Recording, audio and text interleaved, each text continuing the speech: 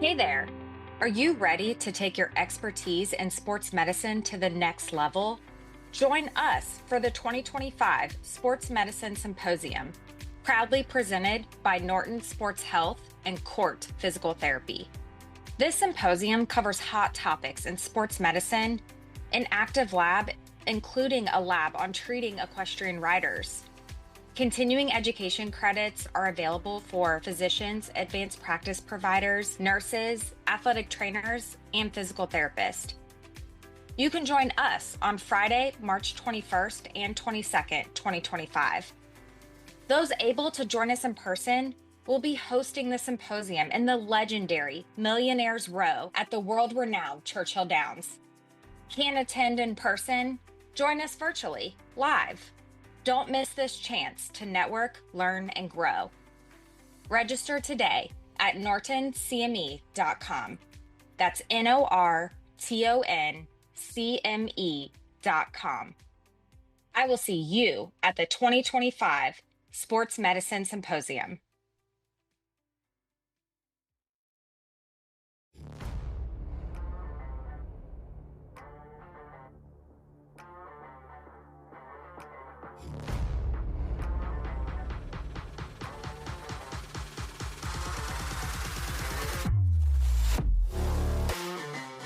Welcome to Wrap It Up Sports Medicine and More, the podcast that gives you a viewpoint on sports medicine that can't be found anywhere else. I'm your host, Eli Howard, and we have a fantastic show ahead of us today.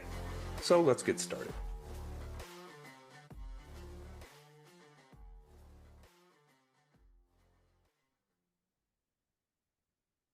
Welcome to Wrap It Up Sports Medicine and More. Today, we're doing a full year review. We're welcoming back California Athletic Trainers Association President Kai Kugler to the podcast. How you doing, Kai? Doing well, thank you, Eli. Yourself? We're doing pretty good over here. It's a beautiful day out. Today's nice, isn't it? Yes. It looks like a good one. We had a really exciting year in review, and we really wanted to sit down, talk with you from the athletic training perspective, our profession. We had a good year. We really did for the first time legislatively in a long time. And we wanted to come back because we interviewed you last year about this time, right before the big CATA conference in a few weeks, and just see comparisons, look back, what went right, what went wrong. So maybe let's start with something simple. A couple of the bills we sponsored this year. If you want to start talking about either one, I won't poke which one first. All on you, sir. You Go can right ahead. ahead and give me the number and the title of the bill, and I'll respond to it. Sounds good. Well, let's start with AB 1653, which really talked about safety, emergency action plan, and heat illness. Well, I think what's important to know historically, we've looked at our legislative efforts always through the CATA lens as something that was benefiting athletic trainers. And about, I don't know, 3 to 5 years ago, we shifted gears to not only want to make sure that we do what's right for athletic trainers in the state of California, but we wanted to take an active role in legislation and healthcare issues for the entire state that we could co-support, co-sponsor, and or go ahead and show our opposition to, because there's been some bills that we've opposed because language has not included athletic trainers when it came to concussion acts and things like that. So we've tried to work with authors and that kind of thing. So this shift in CATA and California Athletic Trainers being part of the healthcare advocacy group and being a player in the healthcare system was very important to us. I think this particular law that has gone into effect is evident of that. And it does obviously serves the public protection principles that the CATA has very, very well. And the fact that EAPs are such an important, vital part of our athletic training education and the need to have one in place when a true catastrophic traumatic injury or illness comes up to be put into play and save someone's life is evident by our support of that particular law. I know as far as that law was concerned, it had a huge effect on most schools. And again, I'm a little biased to the high school setting, been there for 28 years. It really stepped up the game at a lot of places and caught some people off guard, but really took some important stances. The EAPs, having to have an emergency action plan, which for you and me is second nature. Right. It's a no-brainer. What are you going to do? We have to do emergency action plans for everything: fire, shooter response at schools, earthquake scenarios. But an emergency action plan at a sporting event just is so necessary as far as we're concerned. But Yeah. so many And people we didn't see it. found that to be true when we started looking at schools that had athletic trainers versus schools that did not have a certified athletic trainer on staff. Very, very few, unfortunately, there were a few, but very few that had an ATC on staff was impacted by this particular legislation. Those that did not have had to learn something, and also showed and gave us an opportunity to educate the public more, and educators in the school districts, and with CIF support in particular as well, gave us an opportunity to really beat the wagon and beat the drum when it came to why athletic trainers are so important at the secondary school level. It gave us an opportunity to educate people on how to develop those plans and how important they were. So that was a good opportunity for us to step in and affect some change.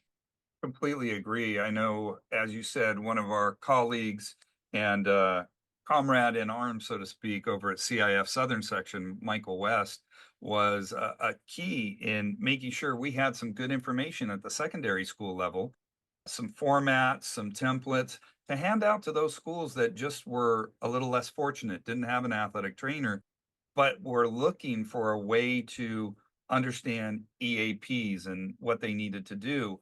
I can't tell you how many times my phone rang or my colleagues in my office, their phone rang asking for advice and how to understand the template. And people really reached out trying to understand. And then they learned, hey, Right. that's what an athletic trainer does. How could we get one here? Right.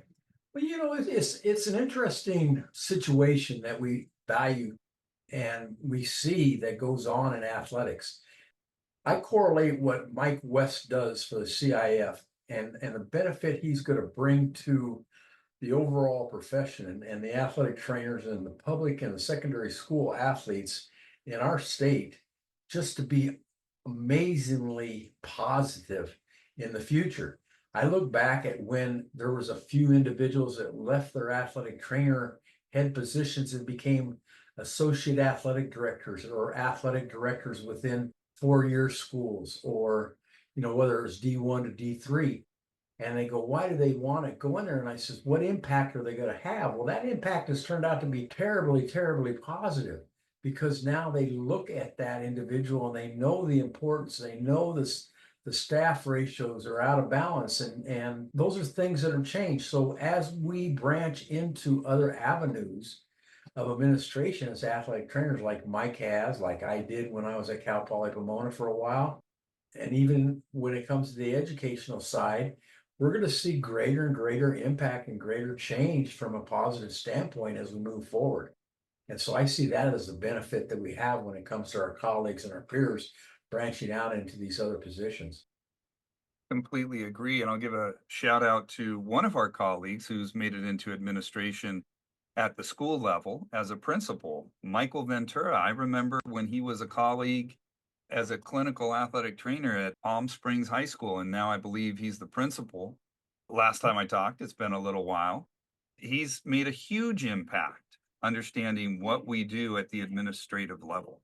Well, look what you guys have done out in your area when it comes to your collaboration and your partnerships with local high schools, along with the local hospital organizations and healthcare teams that are in that area. Same thing with Kristen Farrell down at the LA Unified School District, and see how their roles as they've gone into other positions have only enhanced athletic training services and protection of our public when it comes to their involvement in in those school districts. So it's a process, but it's going to continue to improve because those jobs are going to be becoming more and more available. Because one thing that I have always truly believed, and I've seen this with my own career, is that athletic trainers have transitional skills to go in a variety of different ways. The fact that we have developed a communication style, perhaps, an ability to accommodate people of a diverse nature and have to work in either a relaxed setting or a very traumatic, catastrophic, stressful setting, and can do so both ways and at all times and change hats from moment to moment. Like you said, you could be sitting at a desk doing paperwork, writing up injury reports, and all of a sudden you're running out to the gymnasium to take care of a dislocated ankle on a kinesiology student that's been in a basketball class. And you have to make that change immediately. All those things are, we have the ability to go into other avenues and transition into other avenues and other roles. And I see that as a huge positive, and that's what's occurring for sure. I mean, that's how we've got into other allied health settings when it comes to work settings, employment settings. But that's what's going to continue to promote our profession and get our profession over the hump and become a bigger player in the healthcare management system. Our versatility, so true. You see it all the Yep. time with quality healthcare professionals. They're not just solo artists. They are able to, as you said, change hats and take care of whatever the situation is in front of them. Yeah, I agree, 100%. What was the second bill? Second bill, let's go on to Bill 1467, which was the bill that would put AEDs within a certain perimeter of any athletic event. Now, I know this didn't go exactly how we wanted as far as the time frame, but the fact we got it there and we got it across the line. I know CIF was a huge partner on this one at the state and local level, was huge to get there. So maybe let's talk about that one. I look at that particular bill very synonymously with our AB 796, our own title protection bill. We got something on the books, both of us, for title protection for athletic trainers' names and titles and being BOC certified, etc. And that particular bill also got AEDs recognized and in place. Were the parameters of AEDs the correct quantity for that school district that they were looking at? Probably not, but it's a start. It's a start. So at some point in time, you go back and say, you know what? I got one AED and I got it on the corner of a backdrop for softball and baseball and soccer practice fields. Well, maybe that one's enough because all of them are in close proximity to a thing. But what happens when you're at Cal Poly Pomona, where I was, and soccer was in the West 40 and baseball was in the Southeast 40, and softball, when they had softball, was up in the North 40. You needed 3 AEDs, to be readily available. So we had to make those adjustments and changes, and that's what they're going to find with this bill. It's a great start. Great start. It's been, it's going to help significantly. It'll save people's lives, and there's just going to have to be some adjustments and some amendments to it on how many we need. And I know it's so interesting. We talk about the finances, and I understand we're in a society, we're in a lifestyle that everything deals with finances and with budgets and things like that. And we're not going to ever get out of that, but I always kind of laugh and say, what, an AED costs what, $800 to $1,000? Is that a small enough price to save someone's life? It is to me. Oh, yes, completely. I've had a stent put in my heart so I can be around a little bit longer. We have an AED here at the house that I bought personally. And, both my kids, my wife, and everybody that surrounds me knows CPR, knows how to distribute AEDs and work with them. $1,000 was something that I couldn't really afford at the time, but my life and my family was more important than that $1,000. Couldn't agree with you more on that one. You know, we take it from different perspective. We go back several decades. People felt the same way about fire extinguishers. You know, it was a too much of expense. You wouldn't expect to have one all over the place, let alone in your house. And now they're just common denominators at any Right. house, any location. Yeah, They're in every classroom. you get fined if they're not updated every year. It's Exactly. So, you know, I always think of that and how we evolved from not having fire extinguishers everywhere to, well, yeah, you can't open a door without seeing one. And I really hope there comes a day where it's the same thing with an AED. They're everywhere. We have a known colleague, Victoria Yost, out in Reedley High School. Hey, Victoria, how you doing? The day they received their AED in April, it was used and saved somebody's life in the middle of a game. And it was not a student athlete, but immediate impact. She's going to receive a CATA Lifesaver Award this year as well. Oh, that'll be fantastic. I can't wait to see that. I'll be there with all smiles to watch Victoria. She's a fantastic person, so that's nice to hear. You hear these opportunities for making a difference, and just the simple legislation of getting the acknowledgement of an AED and having it near an athletic site. It's not for the kids. It's not for the student athletes. 90% of the time, it's going to be a fan. It's going to be an official. It's going to be that referee, that announcer. That's who it's going to be for, the grandparent in the stands watching. And that AED is just part of the EAP, part of that emergency action plan. They go hand in hand. So it's going to happen. You know, I think one of the worst attributes that probably you have, probably the worst one that I have, is we're not very patient. And as a society, we're not always real patient.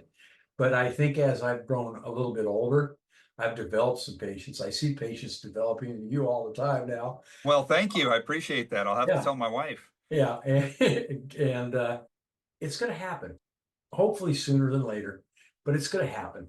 And you know, we're doing well. Just like we started with legislative efforts all the way back to 1986 when we had the first licensure bill on Duke Majan's desk, and that got vetoed. And that was a licensure effort. And you know, we've had 3 or 4 failures with registration, licensure, even title protection, where we thought we had somebody that was going to obviously be a big supporter, like in Arnold Schwarzenegger, somebody that comes from the fitness world and would think that he would understand the need for public protection and the need for healthcare issues and that kind of stuff, healthcare preparedness. So we've had setbacks, but you know, we finally got something on the books. It's taken a while, but I think it's going to set the stage for us to have one of the best registration and licensure efforts across the country, because we've learned from other states where they've rewritten theirs. So we have a better template to go by. And even though we've had that, I'm always thinking the glass is half full, not half empty. And I think it's more than half full now. And I think we're going to move forward in the next year to 5 years very quickly when it comes to our legislative efforts. And I think we'll become a bigger and better recognized healthcare player in the state of California as well, due to the strategy that we adopted 3 or 4 years ago. I'm really excited of where we got this year. We got something on the books. Is it perfect? Absolutely not. Is it going to cut down on posers? Well, we hope so. We see more 3 or 4 or 5 complaints a month. You know, we take the time to respond to them. And even though our law doesn't have any real enforcement to it, it's just fantastic that when we go and educate and talk to a risk manager at a school district or a superintendent or a principal or an athletic director, we can state that this is law now, that you can't have that individual pose as an athletic trainer because it's against the law. And they say, well, if it's against the law, and yes, you're putting yourself out in liability if you're doing so. So we get an opportunity now, even better, to educate them on how to get that athletic trainer, how to fund that athletic training position.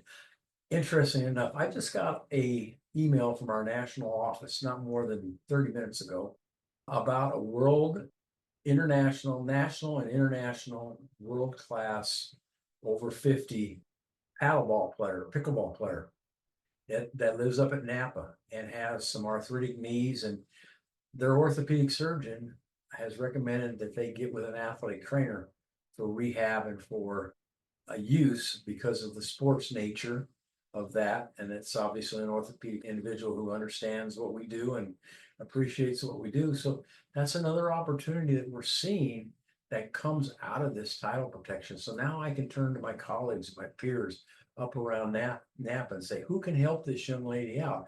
This is a feather in your cap. This is how you build your grassroots efforts, and this is how you build an individual that's going to support you and go to the wall for you with legislators in that area, that when it comes time for licensure votes and that sort of thing, you have it in place. So I'm excited about the things that have transpired.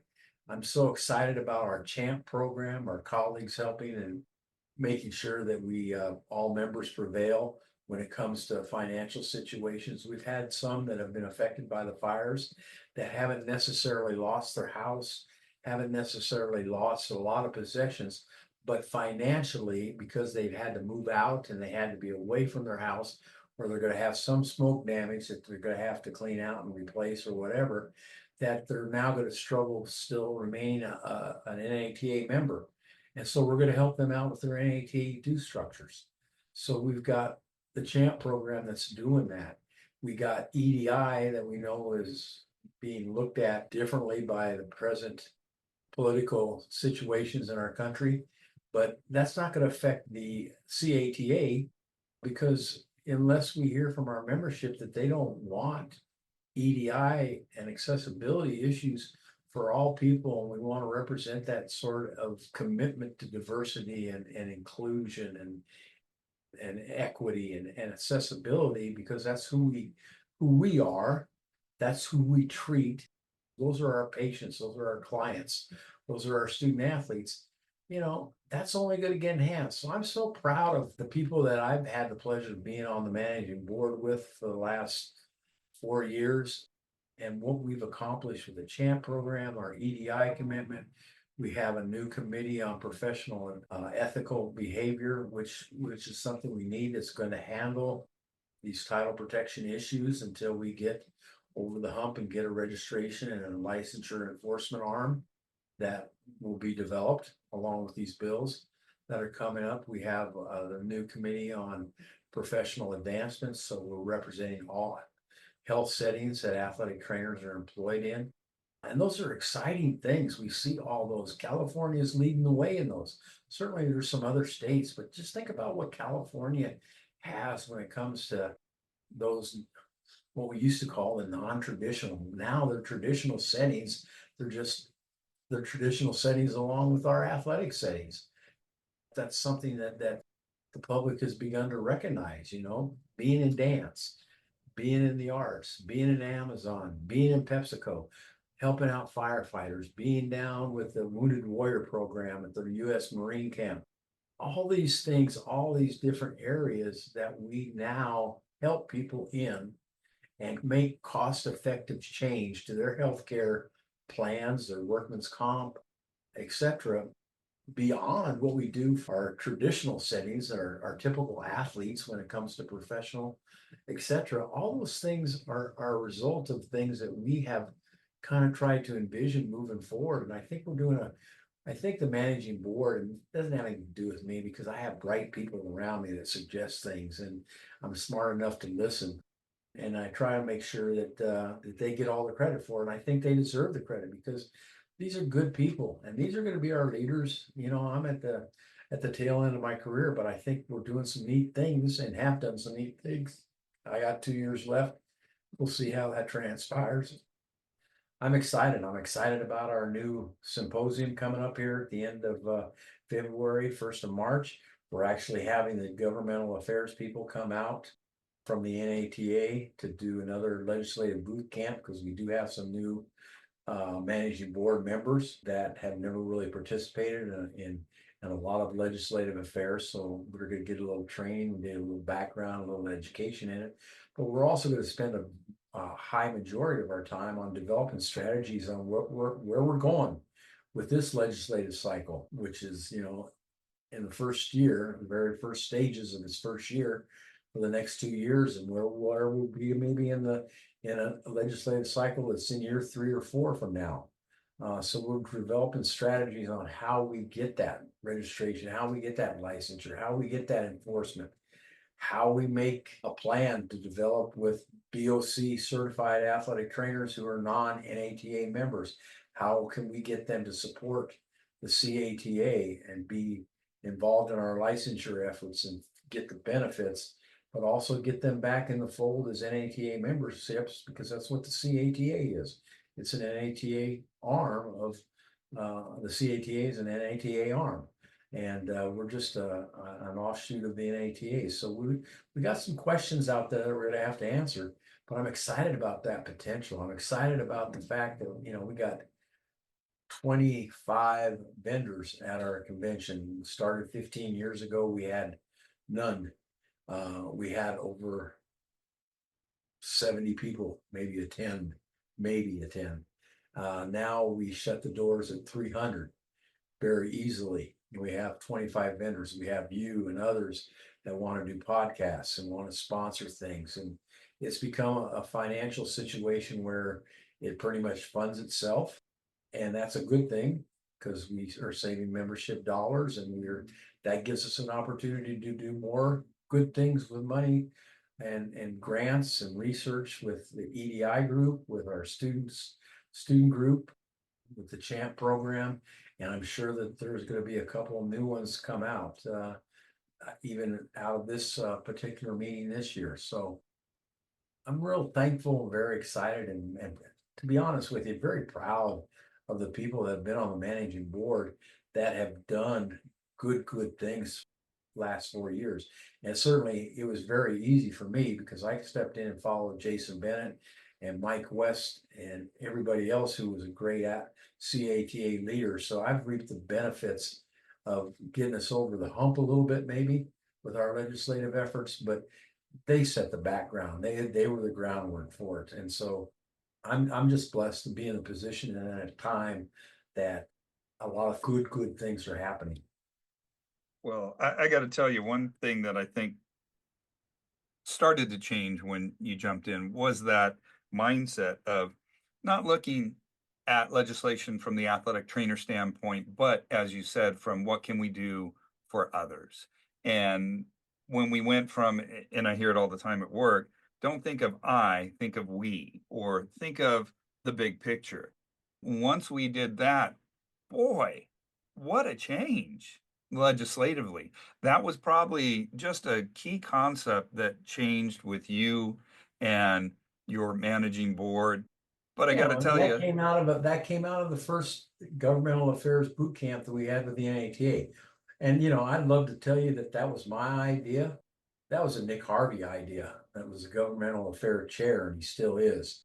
That was a strategy that our new lobbyist put in place. Now, did I put maybe a little pressure on maybe going with a new lobbyist? Yeah, because I thought it was time for a change and some innovative ideas. And the group that we have now is bright and young and energetic. I did put a lot of pressure on them, and they came through for us with AB 796. So, but once again, it shows that it's not me. It's a group of people, and it's a group of individuals. And if you trust your colleagues, they have better expertise than I do or anyone does. We're better collectively than we ever are as an individual. And so I appreciate the fact that I think that you're recognizing the collective nature of what we've been as an organization for the last couple of years, maybe a small bit more than what we've been in the past. So we've really tried to work on being transparent and include our members and include communications. And it's an uphill battle because, not everybody wants to get involved, like we were talking earlier.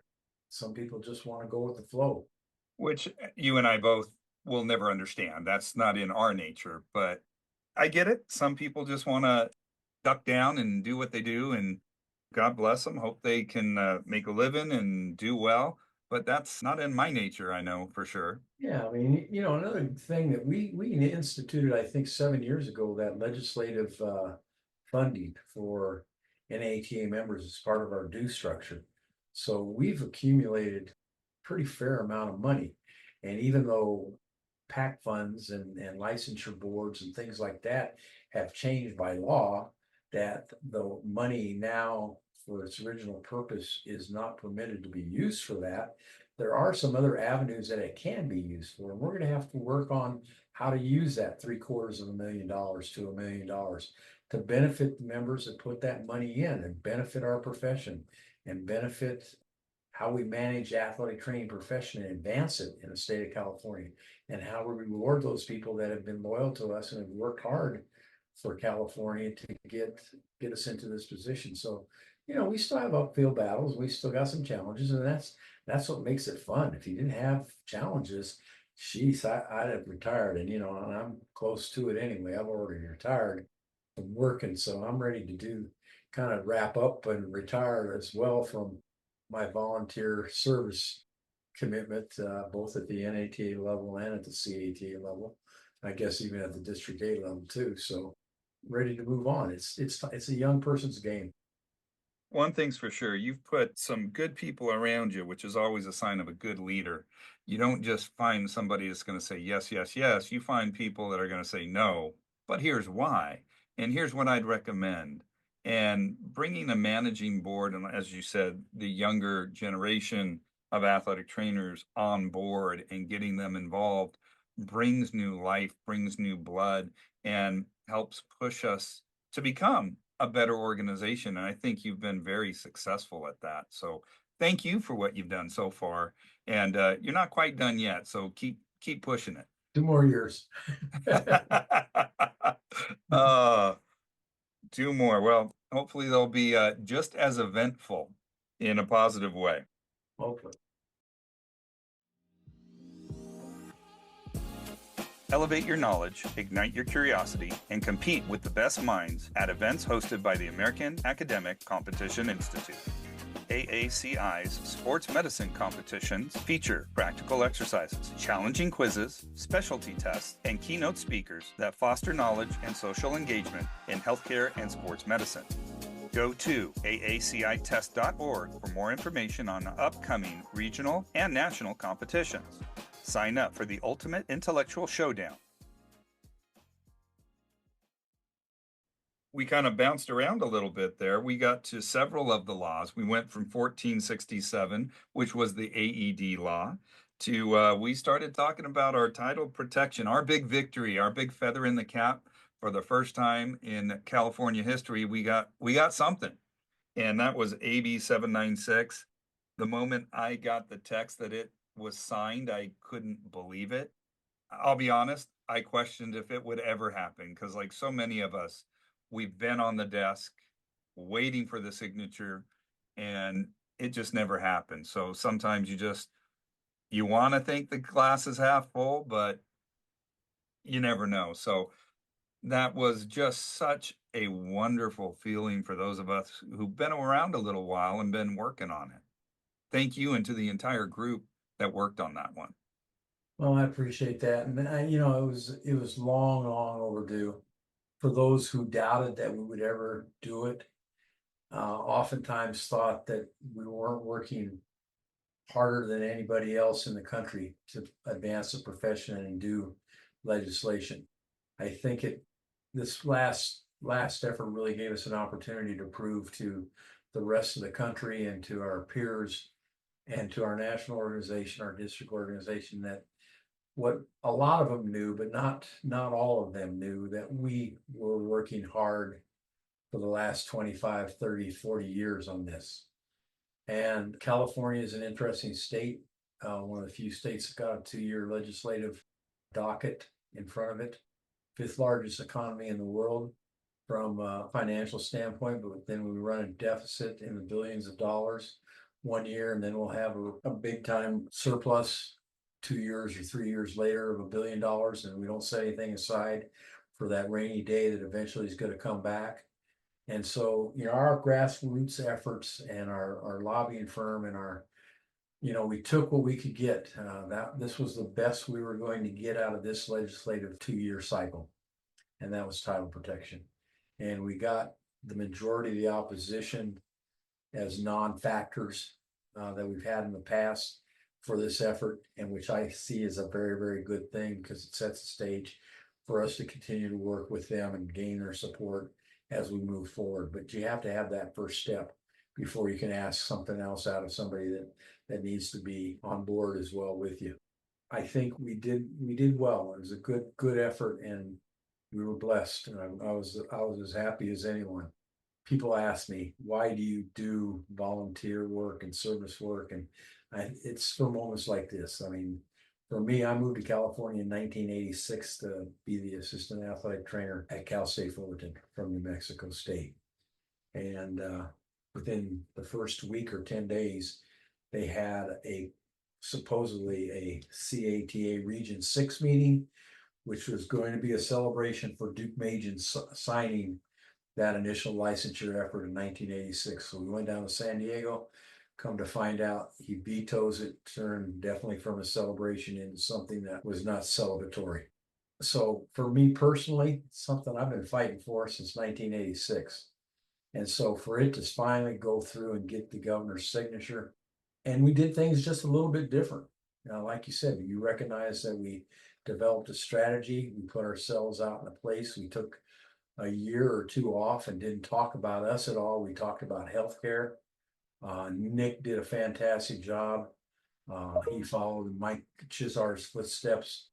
A little bit different personality, a little different approaches, but basically the same commitment, the same hard worker that Mike had been for all those years. And you know, every failure is a stepping stone to the success.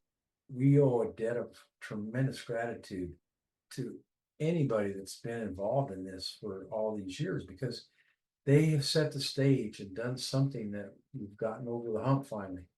And we'll see how, you know, once again, now I turn back to the half full, the true optimist. I think we are going to move quicker in this next round of athletic training regulation in our state. I love that sound. Yeah, with registration and licensure, I think we'll move quicker than we have in this last 40 years. That's our goal, and we'll see how it transpires. And I could be wrong, I could be right, but I guarantee you that the same effort that we had to put forth for the last 40 years to finally get this on the docket and hear that yay and hear that I'm signing it into law. And that's a neat thing. It's a law, you know, so title protection doesn't have a lot of enforcement opportunities to it, but it's a law. So when you say that you are using an athletic trainer who's not an athletic trainer, who's not educated, who's not certified, and who's not qualified to do that job, it's a law saying that you can't do that. So you have to make changes. So every school, every person that's a poser has to make a change. We don't have a lot of teeth to it to back it up and to fine them or to put them in jail or anything like that.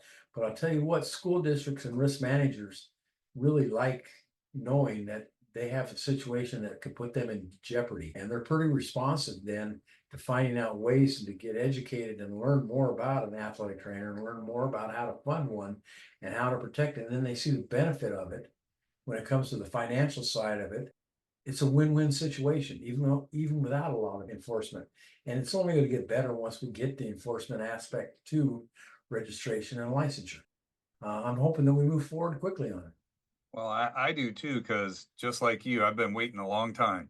Not Yeah. quite as long. You got me by a couple years, but it's been a wonderful experience watching it happen after all those times, seeing it not happen. Like you said, I was ecstatic. I couldn't text enough friends quick enough and colleagues. It was just a very joyful day.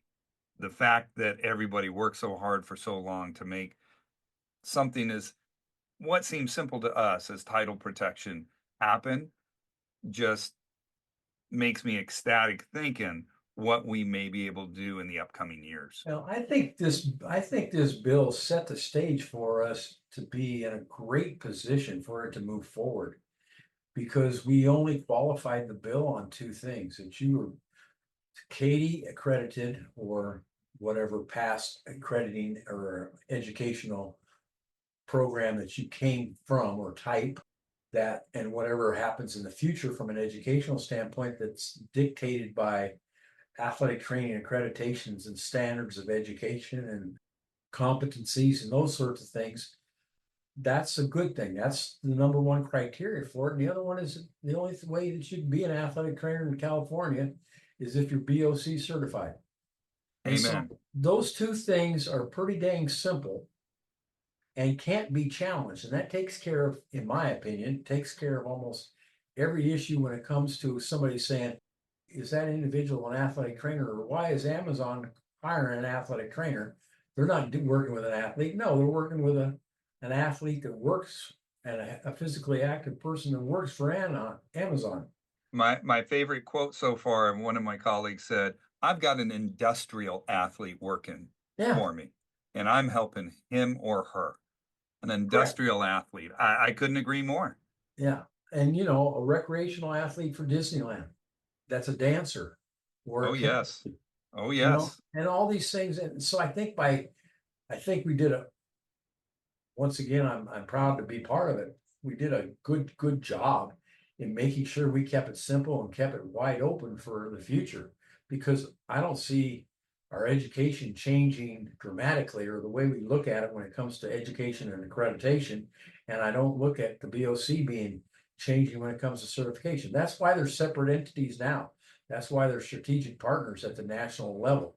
They're no longer part of the NATA, the volunteer organization. They're their own entity, and they're strategic partners, all aligning to try to move the athletic training profession forward. And I think that's what we did well. So I see we put ourselves into a good position, I think, by keeping it simple. And it was it was a fun, because there was times when people would look at the first language that was written, or what somebody else had written or wanted to. And we knew that it was going to change, but it hadn't changed yet. And you can't justify telling somebody it's not going to look like the way it does until it looks differently.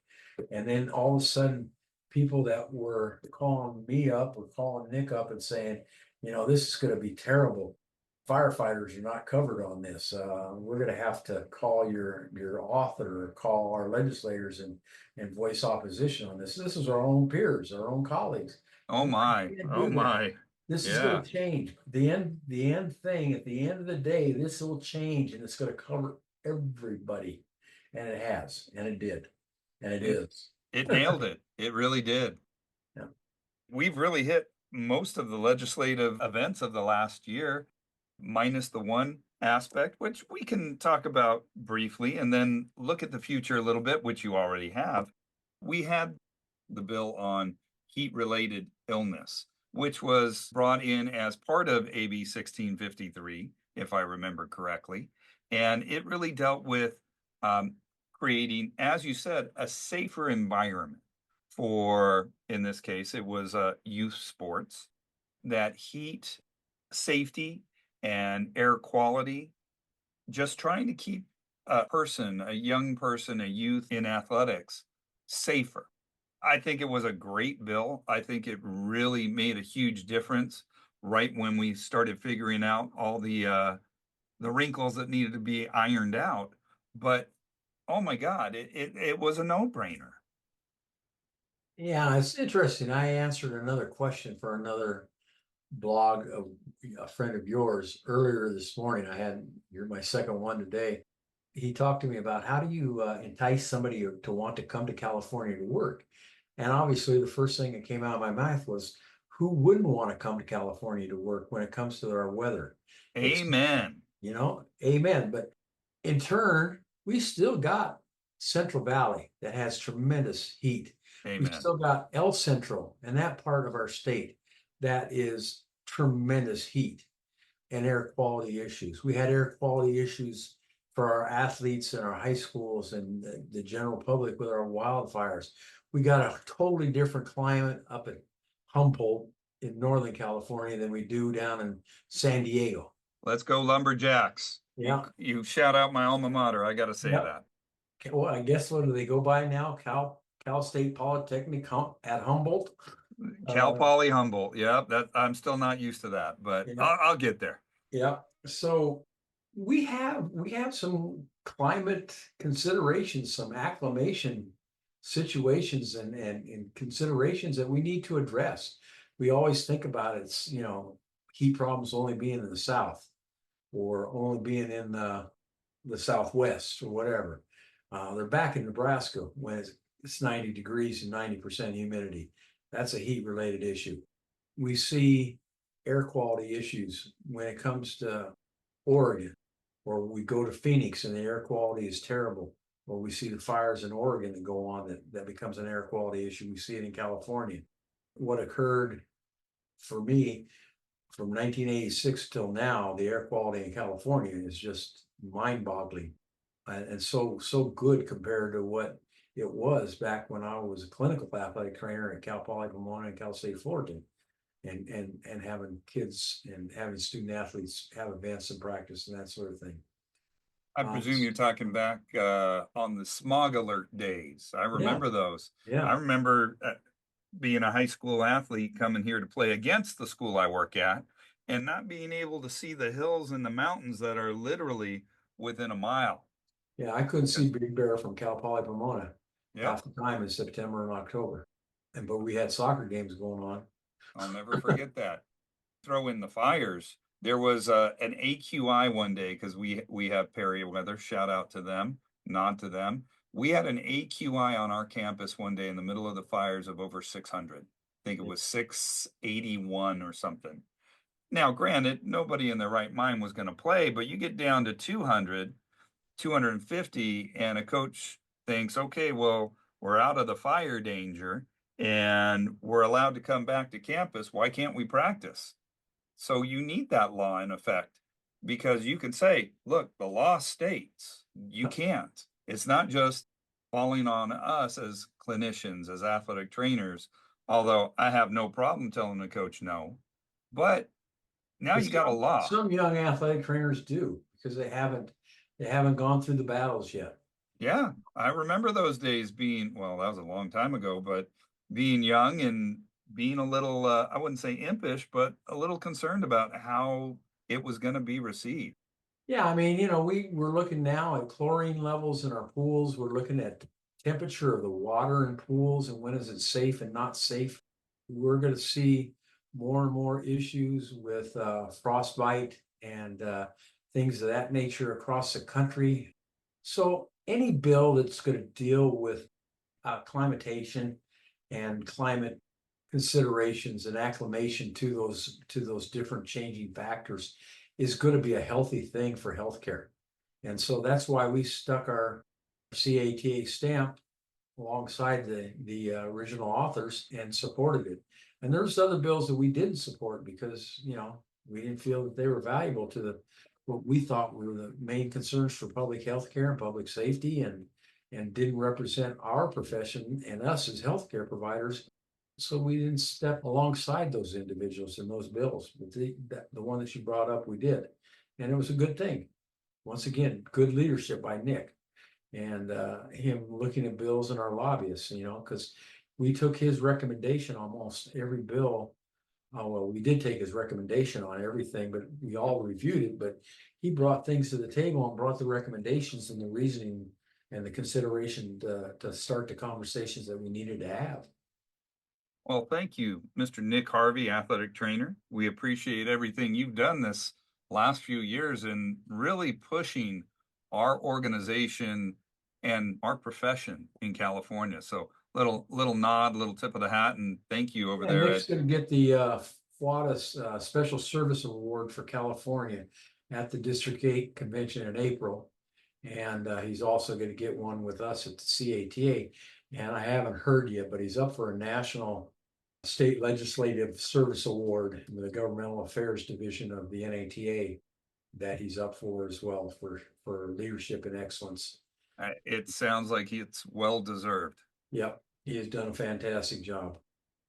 Looking forward, thinking about the future, I know it goes in certain years and steps in California. Anything in particular that we're hoping, other than registration and licensure, of course, to help push along to make things safe in our community, or is that still under investigation? I think it's under investigation. I mean, we're actually going to, right before our meeting, our managing board is gonna meet, like I think I mentioned earlier, but if I didn't, we're gonna meet with the Governmental Affairs Division of the NATA, and we're gonna strategize. Certainly, we're gonna talk about legislative action plans and current issues and those sorts of things on how we look at new members and new people that need to be aware of things and help them get over the hump and get them on board with the rest of us. But the primary goal of that, and I was the one that really pushed to bring the NATA out and for us to have these sessions, was to develop the strategy for the next 1 to 5 years. What that might be, I don't know for sure. I don't know what our timelines are going to be.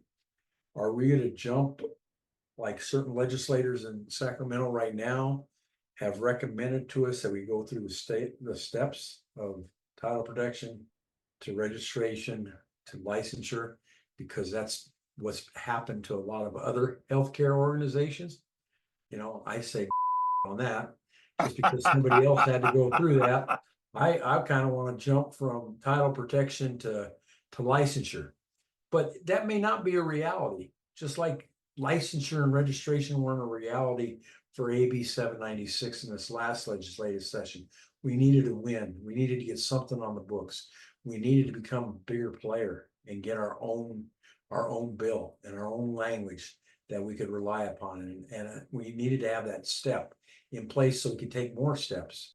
I don't know exactly what will come out of Anaheim when we have our symposium, and we have our boot camp and our legislative think tank, for lack of a better term.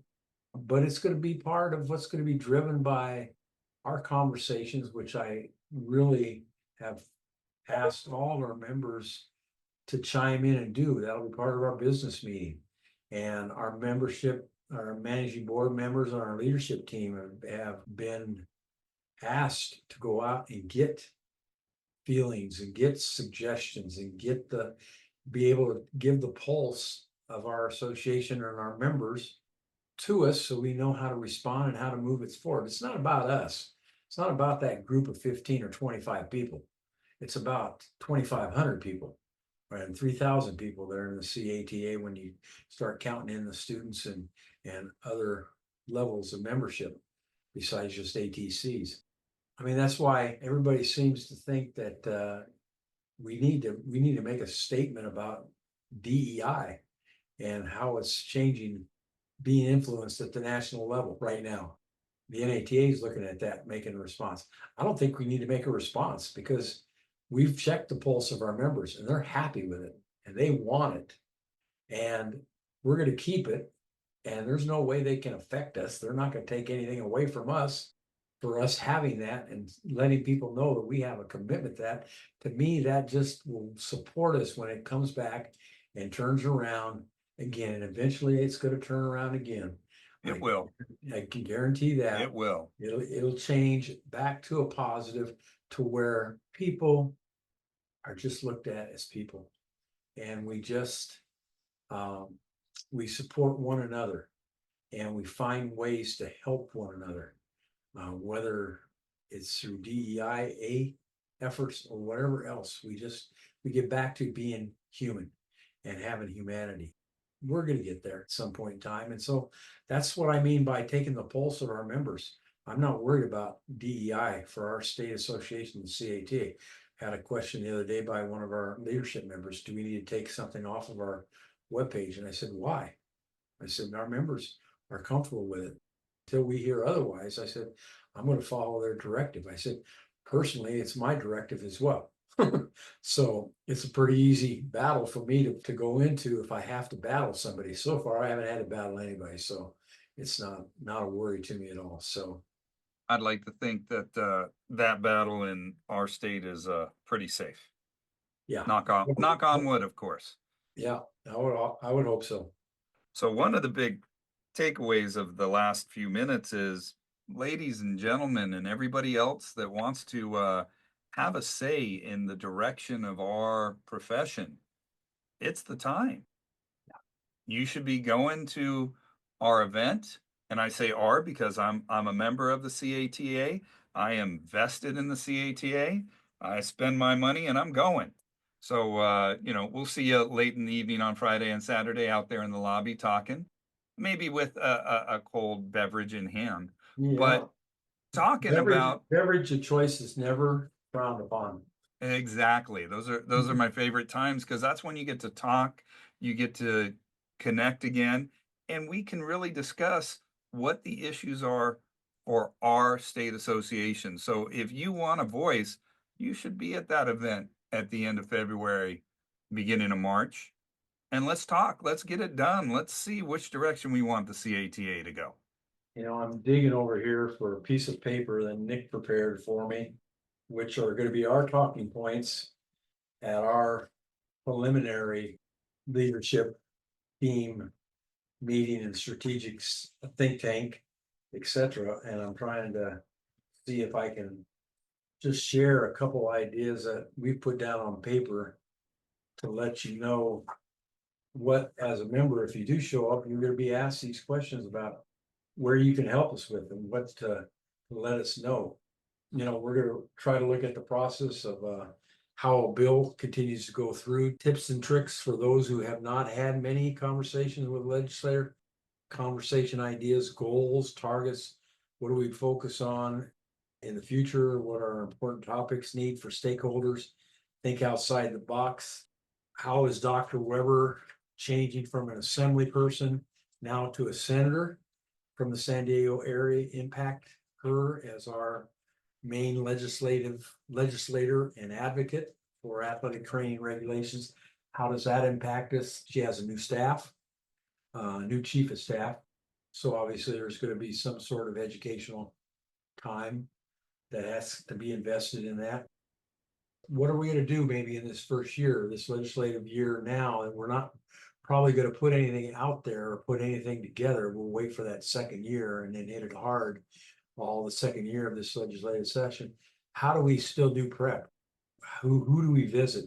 Who do we try to get as co-sponsors? Who do we get to support? How do we try to partnership with the Eric Paredes Foundation out of San Diego?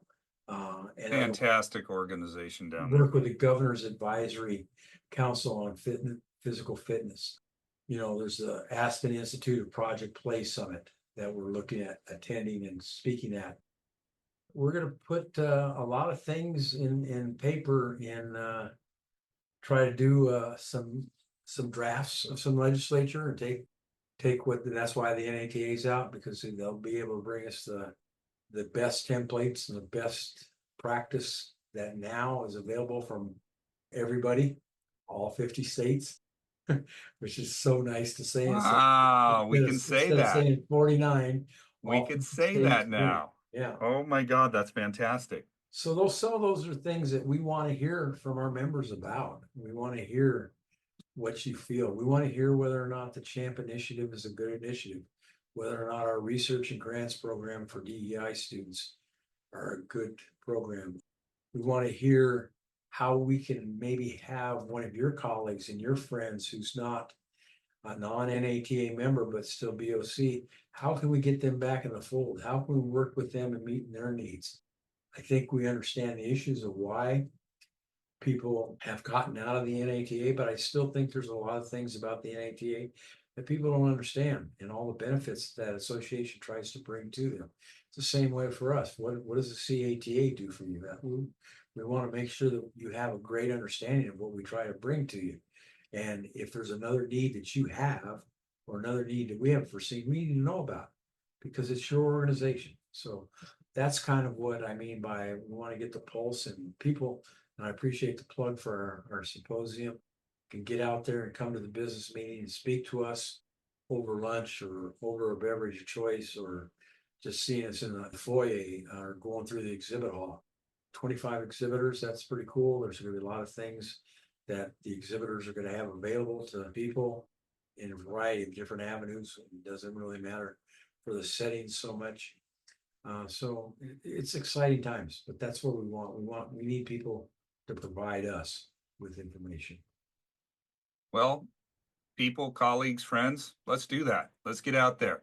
See you in coming up soon. Coming up very, very soon. Coming up Little, very soon. little too quick. Well, Kai, I know you are semi-retired. You're keeping busy in so many other ways. We've been going at it for almost an hour. I don't want to take too much of your day. I appreciate you sitting down. It's been a year since we sat down last and talked about this. I hope to be at the symposium talking with you next year, maybe on a stage, doing the same thing. I hope so. One of the things that we're doing is we're opening up podcasts as presenters. So it's an application process for anybody that has a podcast or has a need to do a blog or do a podcast or do a live Zoom call or do a panel discussion. Go through our symposium committee and put down a presentation as a regular topic that will be at. I think we have 15 CEUs this year in Anaheim.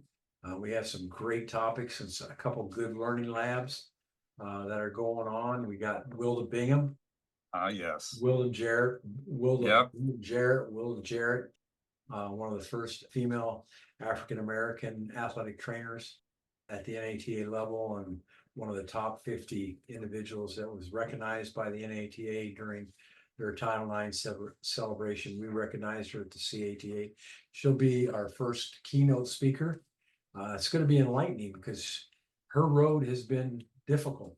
She's had trials and tribulations with work and with employment and mental health issues. And I can say all those things because she's going to talk about all those things and how she overcame them, how colleagues have stepped in and supported her, how she's going to give us tips on how to manage that in all of our lives, because we all have challenges in some form or another. I mean, I've had my health challenges this past year.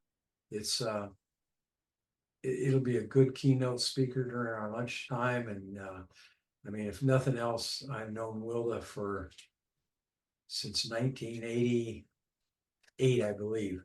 So Oh, wow.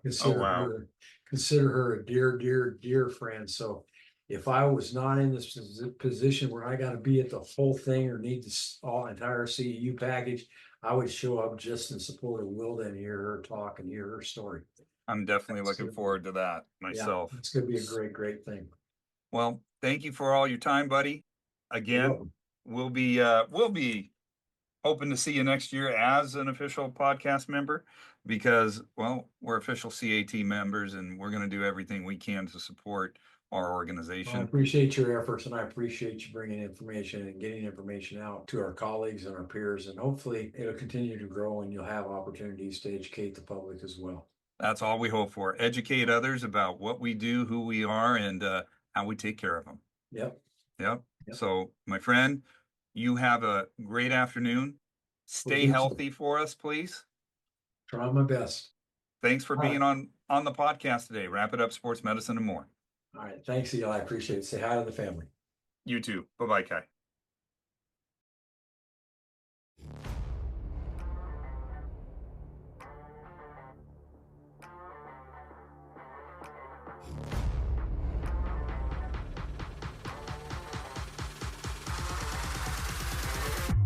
We hope you enjoyed this episode. Want to make sure you hear every episode? Remember to like, follow, and subscribe to our podcast. Don't forget to share our podcast with your colleagues, family, and friends. Your support will help more people find and enjoy our content. Wrap It Up Sports Medicine and More is directed by Eli Halleck. It is produced by Gabriel Halleck. Our theme music is by Coma Studios via Pixabay. The views and opinions expressed on this podcast are solely those of the contributors. Want to know more about us? Visit us at wrapituppodcast.com. That's with one P, wrapituppodcast.com. Wrap It Up Sports Medicine and More is a production of Halleck Consulting, LLC.